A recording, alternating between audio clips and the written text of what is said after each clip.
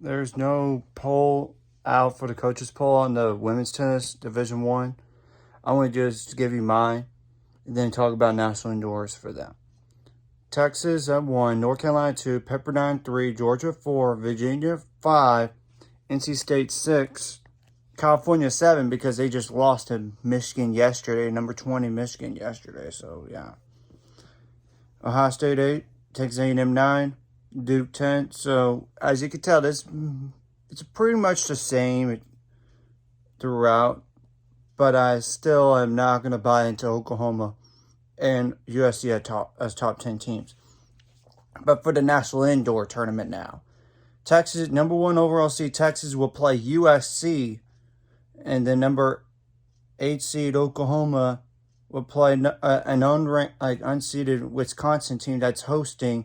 The number 5 seed Pepperdine plays Old Dominion. Number 4 seed plays California plays Texas A&M. That's on one side of the bracket. The other side is North Carolina, as the 2 seed, plays an unseeded Ohio State team, but that's still a dangerous matchup. Virginia, that's a 7 seed, is playing Florida, and number 6 seed NC State plays Auburn. Number 3 seed Georgia plays Washington. But I can tell you right now, from the way it looks, I think Oklahoma is going to should win against Wisconsin, and Georgia should beat Washington. Pepperdine should beat Old Dominion, but I think it might be closer than expected, like a 4-2, possibly. But after that, it's just a coin flip. And each team in this tournament will be guaranteed at least 3 matches to be played. Of course, if you get to the championship match, then it's 4 matches then. And it starts on Friday and it finishes on Monday, on Valentine's Day. So, I do think there is a possibility in the first round to have 4 or 5 4-3 matches on day 1 out of 8 total played. I mean, Texas plays USC. USC's top 3 can match with Texas. But I do wonder, Texas hasn't played anybody this year. I mean, except with exception to Baylor, but after that, they were untested. And Texas only beat Baylor 4-2, and that was with Baylor taking a doubles point in one singles match. California versus A&M, that is a toss-up to me. And I think California is looking for a bounce back, but you never know. I really do think A&M could give California some trouble, too. I mean, Ohio State could give trouble to North Carolina. Virginia could get in trouble with Florida. To me, that's simple. At least NC State has been tested. I think the 2 teams that are probably going to go 0-3 are Wisconsin, obviously, and Washington. Because I would hate to be Washington. They're going to face Georgia first, and then you're probably going to play the loser of the loser match between, it's either going to be North Carolina or Ohio State versus the loser of the Virginia versus Florida match, which then those 2 teams, whoever they lose, are going to face Washington. I really do think Oklahoma's got a bad draw. I mean, not to say the first match is easy enough, but the next one, it's going to be either a conference foe in Texas or a really good USC.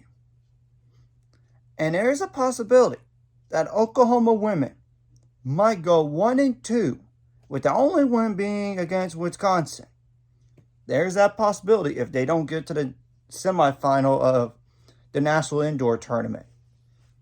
I do think it's going to be an interesting thing is Pepperdine and California, if both those teams win their respective matches, they're going to have a rematch where Pepperdine lost to California 4-3. And not only that, last year Georgia played NC State in in like a quarterfinal where NC State won in the NCAA tournament last year. And that's just brutal to have North Carolina, Ohio State, Virginia, and Florida and all in the same region area. That is brutal. Somebody's going to have to go 1-2. They're probably going to have at least 2 teams go 1-2 there. They're probably, or maybe even 2-1. I don't know. They're going to be tested for sure. I mean, it's just a war at national indoors, and it's so much parity. I really do think Texas has a shot to lose to USC. They do. But I do wonder about USC. They had to cancel their last match because of COVID issues. I wonder how much of a factor that's going to really be. I think Texas's core 4 has the edge over USC's. Because USC's core 4 lost twice whenever they played somebody of quality. But 5 and 6, I give the slightest of edge to Texas. But it's debatable. It's freshman versus freshman. At 6, at least number 5, maybe even 6. And this Old Dominion team could give Pepperdine trouble, like I said. So, I'll post a link for that tournament in the description below. Anyways, if you like this content, hit the like and subscribe button. And I'll see you guys later. Let's get me up to 400 subscribers or more by the end of this year.